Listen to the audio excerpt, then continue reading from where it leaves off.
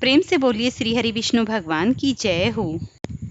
प्रिय भक्तों, अश्विन मास में पड़ने वाली पूर्णिमा को शरद पूर्णिमा के नाम से पुकारा जाता है और शरद पूर्णिमा की रात को खीर को चंद्रमा की रोशनी में रखना एक पौराणिक परंपरा है। पौराणिक मान्यता है कि इस दिन खीर को बनाकर चंद्रमा की रोशनी में रख देने से उसकी औषधि और शरीर में जो भी रोग होते हैं उनको हरने की क्षमता बढ़ जाती है।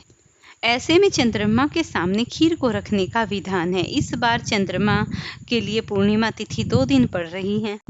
आज की इस वीडियो में मैं आपके साथ शेयर करने वाली हूँ किस दिन आपको पूर्णिमा का व्रत रखना है, किस दिन स्नान ध्यान करना है। साथ ही इस बार इस पूर्णिमा पर भद्रा का साया भी लग रहा है। शास्त्रों की माने तो इस बार शरद पूर्णिमा पर पंचक का साया भी रहेगा। तो चलिए आज की इस वीडियो में मैं आपको बता देती हूँ शरद पूर्णिमा की तिथि कब प्रारंभ होगी। साल 2025 में शरद पूर्णिमा की शुरुआत 6 अक्टूबर को 12:23 पर होगी। वहीं इसका समापन 7 अक्टूबर सुबह के 9:16 पर हो जाएगा।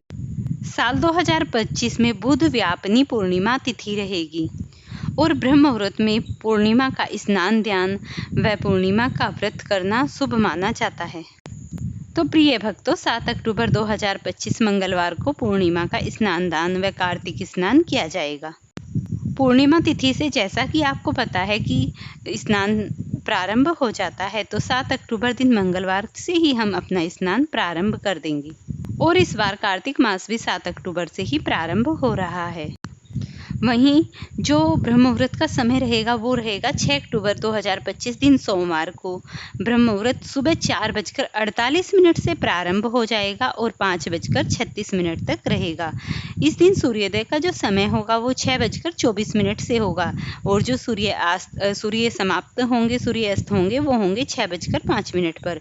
अभिजीत मुहूर्त दोपहर के 12 बजे से 12:49 तक रहेगा। इस दिन चंद्रोदय का जो समय होगा वो होगा शाम के 5:34 से और भद्रा का जो साया है वो रहेगा दोपहर के 12:23 से प्रारंभ हो जाएगा और रात्रि के 10:33 तक भद्रा पूर्ण रूप से रहेगी। पूर्णिमा तिथि पर जो खीर रखने का शुभ व श्रेष्ठ समय है, जो चंद्रमा की छांव में हमें खीर को रखना है, वो शुभ और श्रेष्ठ समय होगा शाम के 8 बजे और इस दिन चंद्रोदय जो उदय हो जाएगा वो होगा शाम के 5:27 पर। और यहाँ तक कि आपके जो भी शुभ कार्य हैं, जैसे कि मुंडन कराना, गृह प्रवेश करना, कोई शुभ चीज़ खरीदना, गाड़ी वाहन कुछ भी लेना, वो आप 6 अक्टूबर को ले सकते हैं, क्योंकि 6 अक्टूबर को अभिजीत मुहूर्त में आप जो भी कुछ सामान लेंगे 12 से 12:49 तक वो बहुत ही श्रेष्ठ और शुभ फल देने वाला होगा। भद्रा भले ही इस बार स्टार्टिंग से ही प्रारंभ क्यों ना हो रही हो, शाम होते ही भद्रा आ जाएगी, लेकिन आप भद्रा में अपनी पूजा पाठ कर सकते हैं। वो कुछ भी प्रभाव आपकी पूजा पर नहीं डालने वाली। लेकिन कई लोग ऐसे भी होते हैं जो अपने ऊपर भद्रा का ज़्यादा प्रकोप मानते हैं, ज़्यादा साया मानते हैं, तो भद्रा समाप्त होने के बाद अपना व्रत खोल सकते हैं और अब उसके बाद ही अपना भोजन ग्रहण कर सकते हैं। वहीं अगर आपको ब्रह्म मुहूर्त में ही स्नान करना है, तो अगर आप ब्रह्म मुहूर्त में स्नान करना चाहते हैं तो 7 अक्टूबर साल 2025 दिन मंगलवार को आपको ब्रह्म मुहूर्त का जो सुबह का समय है वो जो आपको प्राप्त हो रहा है 4:48 से सुबह के 5:36 तक और जो सूर्योदय होगा इस दिन वो होगा सुबह के 6:24 से। वो समाप्त हो जाएगा सूर्य शाम को 6:04 पर।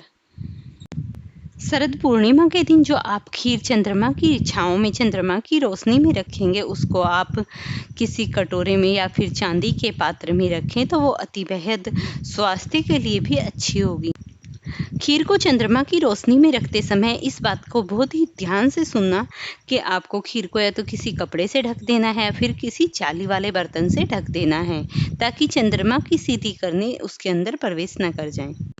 कुछ लोग ऐसे भी होते हैं जो सुबह ब्रह्म मुहूर्त में ही खीर का सेवन करना चाहेंगे, तो ऐसे में साधक को क्या चाहिए, उसे सुबह उठकर ब्रह्म मुहूर्त में ही स्नान कर लेना चाहिए। फिर भगवान का भोग लगा के समस्त परिवार के सदस्यों को इस खीर को ग्रहण करना चाहिए। कई लोग ऐसे भी होते हैं जो चंद्रमा की रोशनी में अपनी खीर नहीं रख पाते हैं, तो उनके लिए मैं आपको एक बात बता देती हूँ। आपको करना क्या है, आप ब्रह्म मुहूर्त में उठकर लगभग 2 घंटे के लिए भी खीर को चंद्रमा की छाँव में रख सकते हैं, तो इससे भी आपको पूरा फल प्राप्त हो जाएगा।